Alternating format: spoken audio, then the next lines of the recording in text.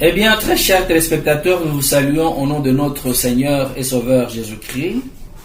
Nous continuons toujours dans notre émission Les mystères du sacerdoce et en parlant pendant ce temps sur le sacrificateur de Dieu ou de Satan. Nous avons déjà terminé avec la première partie qui concernait le sacrificateur et cette fois-ci nous allons parler sur les autels, ou sur l'autel, c'est là que nous allons parler. Seigneur Dieu de gloire, nous te bénissons, nous t'exaltons pour ce privilège que tu nous accordes.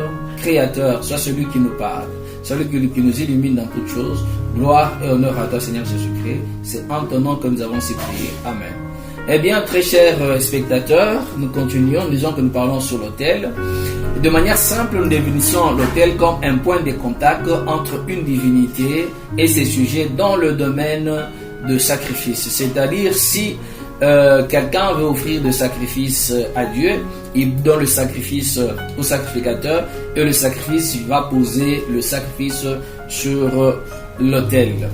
Et parlant d'autel, lorsque nous sommes dans l'ancien saint sacerdoce ou dans l'ancienne alliance, on retrouve trois formes d'autel. La première catégorie d'autel, c'est qu'on appelle l'autel en terre ou autel en terre brute. Et là, nous sommes dans Exode 20, de 24 à 25. C'est Dieu qui avait demandé à Moïse que partout là on rappellera le nom de l'Éternel, on va placer cet autel. Et il y avait également deux autels qui se retrouvaient au temple. Il y avait l'autel d'airain qui était dans le parvis, et il y avait aussi l'autel d'or qui était dans le lieu saint. Ça, ce n'était que des autels qui étaient dans la dimension physique. Et dans le nouveau sacerdoce, qui est un sacerdoce spirituel selon 1 Pierre 2 de 4 à 5, c'est la maison spirituelle de Dieu où on offre à Dieu des victimes spirituelles à Dieu par Jésus-Christ. Si le sacerdoce est spirituel, si les sacrifices sont spirituels, et également les autels sont également spirituels. C'est sur ça que nous allons nous atteler pendant ce temps et essayer d'expliquer, prendre les autels là qui existaient par le passé et essayer de le placer dans le sacerdoce spirituel. Nous savons tous que l'Ancien Testament c'est l'ombre de choses à venir et nous sommes en train de retrouver que le corps est dans le Seigneur. Voilà, nous bénissons une fois encore notre Dieu pour ce privilège. Nous commençons à parler aujourd'hui, nous allons seulement introduire, mais prochainement nous allons encore entrer en détail sur le premier type d'autel, qui est l'autel en terre ou en pierre brute. Nous allons lire la parole de Dieu. Nous sommes dans Exode 20, de 24 à 25. Nous allons lire la parole de Dieu. La Bible dit ceci: tu me leveras un autel de terre sur lequel tu offriras tes holocaustes et les sacrifices d'action de grâce, tes brebis et tes bœufs. Partout où je rappellerai mon nom, je viendrai à toi et je te bénirai. Je reprends le verset 24. Tu me leveras un autel de terre, j'insiste, un autel de terre sur lequel tu offriras tes holocaustes et tes sacrifices d'action de grâce, tes brebis et tes bœufs, partout où je rappellerai mon nom. Je reprends. Partout où je rappellerai mon nom, je viendrai à toi et je te bénirai. Le verset 25 nous dit ceci: si tu me lèves un autel de pierre, voilà, si tu me lèves un autel de pierre, tu ne le bâtiras point en pierre taillée, car en passant ton ciseau sur la pierre, tu la profaneras. Nous bénissons la lecture de la parole de Dieu. Donc Dieu est en train de dire à Moïse ceci. Il lui donne la première déjà catégorie d'autel, qui est l'autel en terre ou en pierre, c'est-à-dire on pouvait construire ça en terre ou en pierre brute, c'est-à-dire des pierres non taillées. On ne peut pas profaner ça, on ne peut pas mettre ça en pierre taillée. On devait prendre seulement des tels de manière brute, et c'est de cette manière-là qu'on devait construire cet autel. Il dit que cet autel, tu vas le construire partout là où je rappellerai mon nom. Donc nous allons comprendre que cette catégorie d'autel elle est différente des autels qui pouvaient se retrouver dans le parvis au temple ou bien dans le lieu saint. C'est différent. C'est un autel qui pouvait se retrouver partout, en dehors des autels qui pouvaient se retrouver, au tabernacle ou bien au temple. Voilà que nous allons prendre quelques exemples des autels en pierre ou en terre brute qui pouvaient se retrouver dans d'autres endroits qu'à l'autel, qu'au temple. Nous avons le premier exemple, nous avons Abraham. Abraham, partout là où Dieu se manifestait, là où Dieu pouvait apparaître à Abraham et parler à Abraham, Abraham construisait un autel. Et Abraham aussi avait l'habitude que là où il implantait sa demeure, c'est-à-dire comme il était un peu nomade là, quand il arrive à un endroit, qu'est-ce qu'il faisait? Il commençait d'abord par construire la tente, il creuse le puits, et après il met l'autel. Il passait toujours l'autel. Abraham ne pouvait habiter à un endroit là où il n'y a pas d'autel. Donc partout là il pouvait se retrouver, il construit l'autel. Soit c'est Dieu qui lui apparaît, il construit l'autel. Soit il veut habiter dans un endroit. Quand il construit la tente là où il devait passer une nuit, à côté il mettait toujours un autel. Voilà. Lorsque nous prenons même Moïse, nous voyons que Moïse, là nous sommes dans Exode 24, le verset 4, nous voyons que Moïse, pendant qu'il descend de la montagne, il commence à parler avec les enfants d'Israël sur la parole de Dieu. Les enfants d'Israël acceptent, ils prennent la décision d'accepter, de suivre les recommandations de Dieu. Et la Bible dit, il a pris 12 pierres constituant les 12 tribus d'Israël et il a construit un autel de pierre qu'il a construit en bas de l'autel, en dehors des autels qui pouvaient se retrouver au niveau du tabernacle et également au niveau de l'autel et au niveau du temple. Voilà. Nous prenons également un autre exemple. Nous prenons Samuel. Samuel qui était sacrificateur de Dieu, qui était à Silo, avait les deux temples qui étaient là, l'autel d'airain et l'autel d'or qui était au niveau du tabernacle, là où Samuel faisait l'œuvre de Dieu. Mais la Bible nous renseigne également que Samuel, pendant qu'il est rentré chez lui à Rama, chez lui à la maison, il avait également un autre autel. Nous allons lire, nous sommes dans 1 Samuel 7, le verset 17. Que nous dit la Bible dans 1 Samuel 7, le verset 17? Puis il revenait à Rama, où était sa maison. Il jugeait Israël et il y bâtit un autel à l'Éternel. Voilà que le temple ou le tabernacle de Dieu était à Silo, mais la maison de Samuel était à Rama. Quand il allait à Rama et qu'il jugeait également le peuple, à sa maison, là où était la maison de Samuel, il y avait également un autel. Donc nous sommes en train de comprendre qu'il y avait cet autel. Et cet autel-là ne pouvait qu'être qu'en pierre ou en terre. Parce que ce sont des autels qu'on construisait. Mais il y avait des autels qui étaient au temple. Dans le parvis, il y avait l'autel de rein, c'est-à-dire en cuivre. Et dans le lieu saint, il y avait l'autel d'or, qu'on appelait également l'autel de parfum. Voilà un peu, nous voyons Samuel. Et en dehors de Samuel, nous prenons également l'exemple de Gédéon. Gédéon, quand il avait vu l'ange de l'Éternel lui apparaître, il savait que quand l'ange de l'Éternel apparaît, il faut nécessairement offrir le sacrifice. L'endroit là, on construit toujours l'autel. Et pendant ce temps, il y avait des confusions. Parce que un démon pouvait apparaître qui se présente pour Dieu parce qu'il y avait le temps des Baals qui faisaient de la magie, il y avait le temps aussi des prophètes de Dieu, il y avait vraiment de la confusion pendant tout ce temps. Et quand il voit l'ange apparaître, il voulait se rassurer si c'était effectivement l'ange de Dieu ou c'était l'Éternel. Il lui dit, si c'est toi, mets-toi là-bas, j'attends, je t'amène le sacrifice ou l'offrande. Il amène l'offrande, c'était de pain sans levain, il prend de la chair, il prend également du jus. Et on lui demande d'aller placer ça sur le rocher. Comme il n'avait pas construit l'autel, on demande de placer ça sur le rocher, sur de pierre. Et l'ange, il tend son bâton, et quand il tend son bâton, le feu descend et l'offrande est consumée.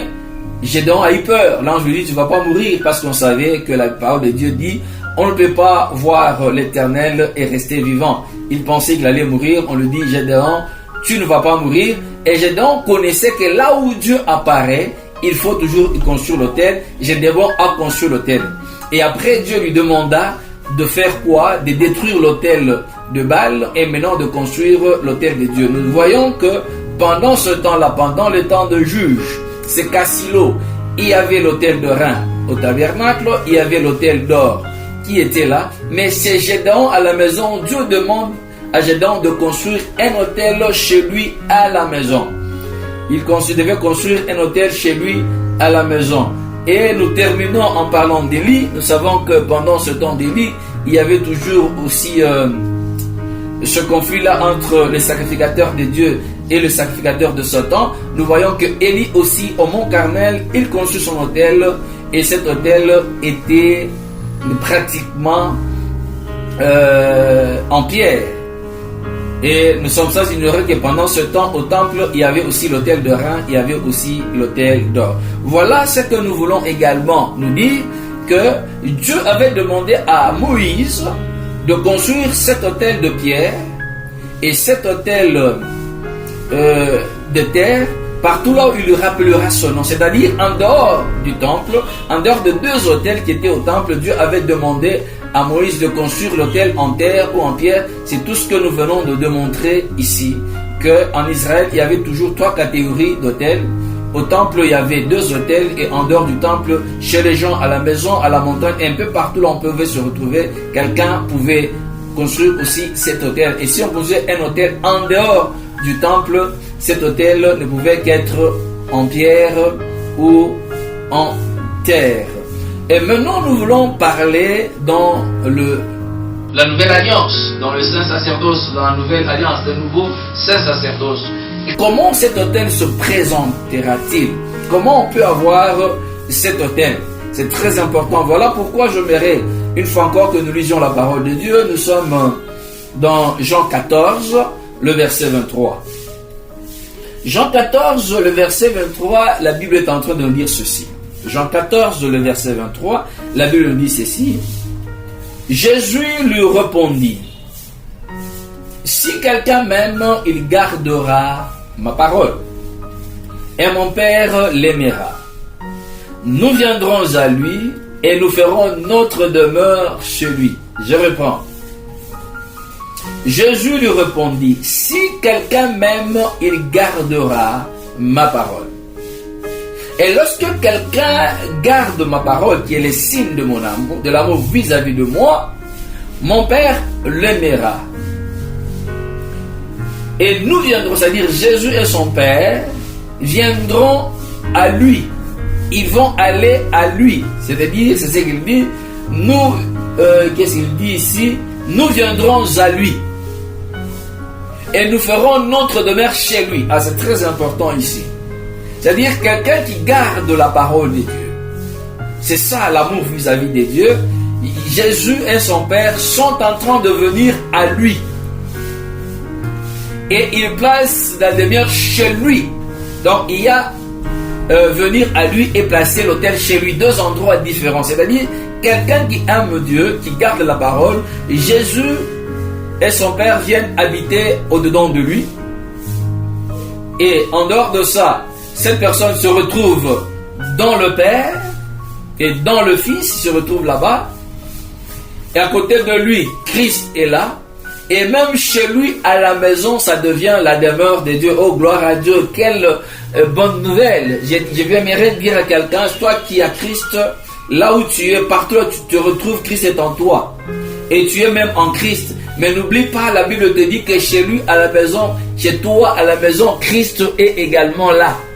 Oh, quelle bonne nouvelle. Donc, il est partout. Il est en toi, tu es en lui, et il se retrouve chez toi. Même si tu te retrouves au travail, tu te retrouves n'importe où tu peux te retrouver, il est chez toi à la maison. Voilà que c'est vraiment très important. Pourquoi Dieu cherche à demeurer chez quelqu'un? Pourquoi ne reste-t-il pas seulement en quelqu'un, mais il veut également aller chez quelqu'un? C'est là que nous sommes en train de rentrer dans l'ombre. Nous sommes en train de voir ce que faisait Abraham. Abraham, lorsqu'il habite à un endroit, il mettait l'autel de Dieu. Il construit l'autel de Dieu. Lorsque Dieu apparaît à Abraham, lorsque Dieu apparaît à Abraham, Abraham construisait l'autel pour dire que Dieu est ici. C'est-à-dire là où Dieu se retrouve, il y a l'autel de Dieu. Il y a sa présence, là où Dieu se retrouve, il y a sa présence. L'autel est en train de construire un point de contact. Nous sommes sans ignorer que pendant que Jacob fuyait son frère, il se retrouve à un endroit à Bethel, il voit les anges montant, descendant, et il dit que lorsque si Dieu arrivait à le bénir, il va lui faire de sacrifices. Et quand il a vu ce mouvement-là, il a vu pris jusqu'une pierre, il a placé ça comme monument. Il est parti, béni chez Laban, il est rentré. Mais après, qu'est-ce que Dieu lui a dit? Il dit, maintenant là, tu dois rentrer à Bethel, là où je t'ai apparu, va construire l'autel. Et la Bible dit, il était allé à Bethel, il a construit l'autel et il a demeuré là-bas. Parce que là où Dieu apparaît, il y a l'autel. C'est-à-dire que l'autel permet l'apparition de Dieu. L'autel constitue également la demeure de Dieu, la présence de Dieu.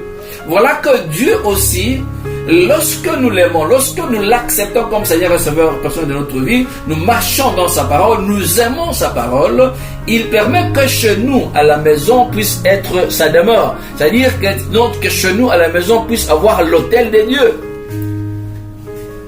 C'est-à-dire ce que Abraham faisait dans l'ombre, en mettant un autel physique, Dieu le fait dans la nouvelle alliance sur le plan spirituel. Voilà que vous comprendrez que dans le sacerdoce satanique, on a pris tout ça, on a volé toutes ces choses-là.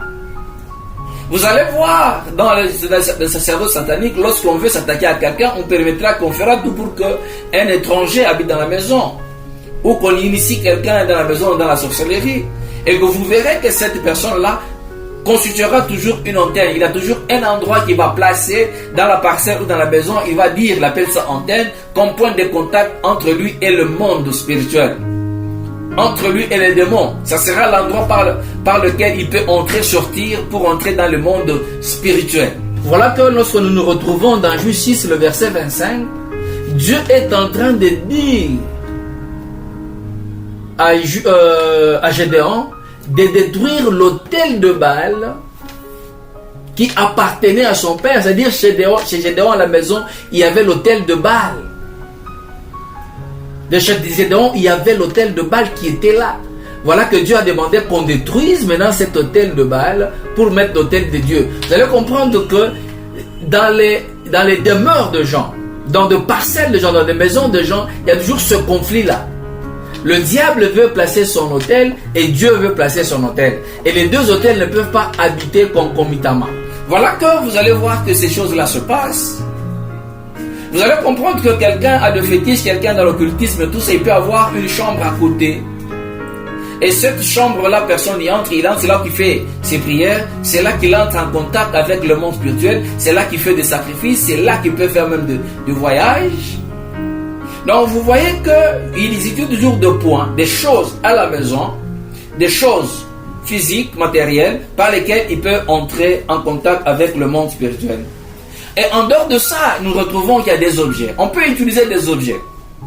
Voilà qu'on peut retrouver peut-être au mur d'une parcelle, il y a par exemple le signe de l'étoile de David qu'on appelle, qui est vraiment un élément important par lequel les occultistes, les féticheurs entrent dans le monde ténèbres, qu'on appelle également, qui se retrouve sur le drapeau d'Israël.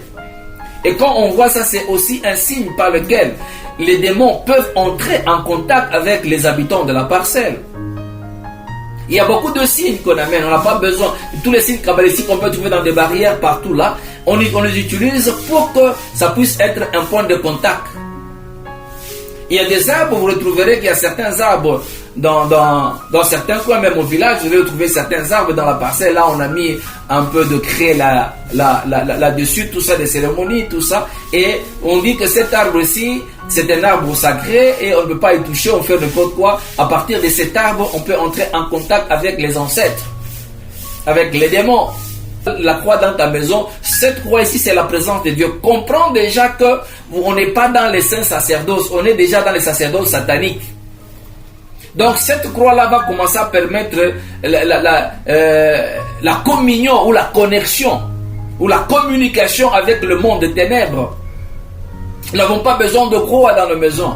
Nous n'avons pas besoin de photos de prophètes dans la maison pour manifester la présence de Dieu. Et toutes ces choses-là, ce sont des choses qui proviennent de sacerdoce satanique. De l'huile, on dit non, tu dois placer de l'huile sur la porte. C'est alors que les démons vont fuir, il y aura la présence de Dieu, toutes ces choses-là. Bon, aussi longtemps qu'on utilise ces choses-là, nous allons comprendre que c'est l'imitation pour comprendre que là où quelqu'un demeure, il faut qu'il y ait toujours l'autel qui lui permet d'entrer en contact avec le monde spirituel. Mais Dieu lui dit dans le Saint Sacerdoce, lui, lorsque nous sommes en train d'aimer sa parole, Dieu vient et il passe sa demeure chez nous. L'autel est déjà là. Mais les autres utilisent des choses physiques. Il y a même ceux qui utilisent des fleurs. Il y a des parfums qu'on utilise. Je dis, quand tu as cette fleur ici, ça va attirer la présence, entre guillemets, on appelle de leur divinité. Mais on ne parle toujours des dieux. Non, telle fleur est en train de chasser les démons, telle fleur est en train d'attirer. Et toutes ces choses-là, il y a même dans des personnes là, on met des statuettes.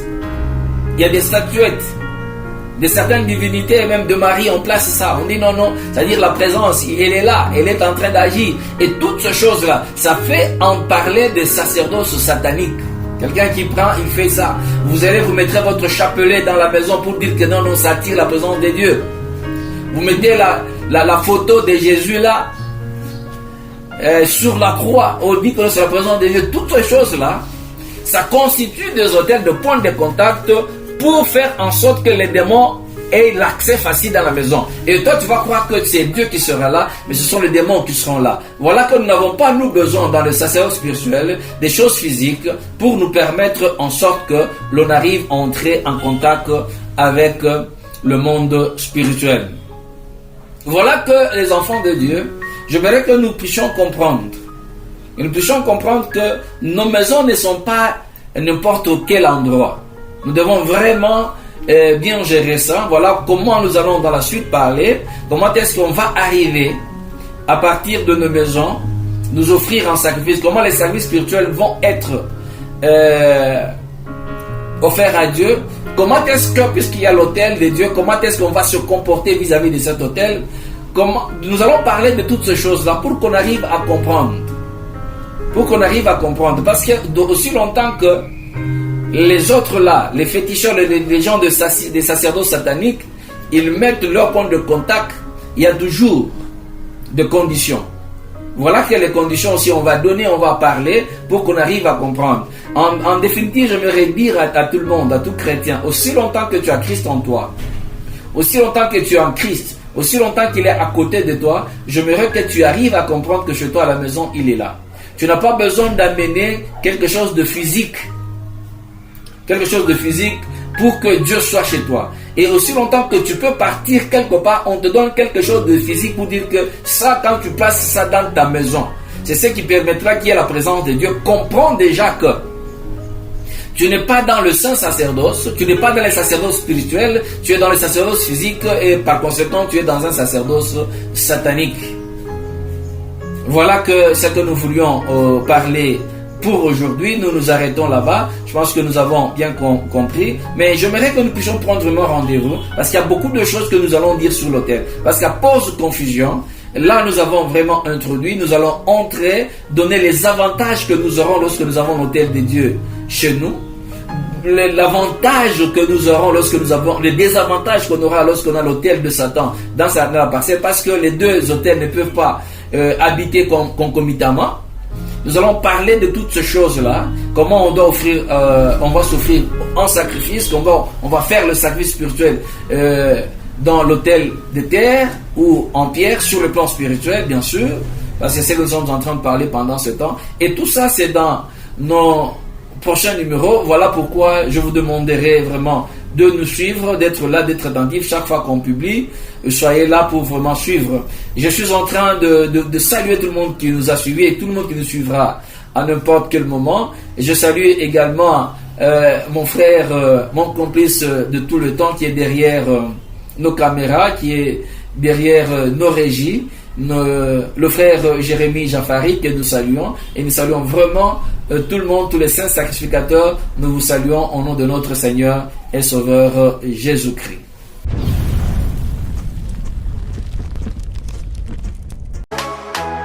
Avez-vous aimé cette prédication? Cliquez sur j'aime. Et surtout, n'oubliez pas de la partager. C'est l'émission Le Mystère du Sacerdoce avec le docteur Baudouin Kabouya.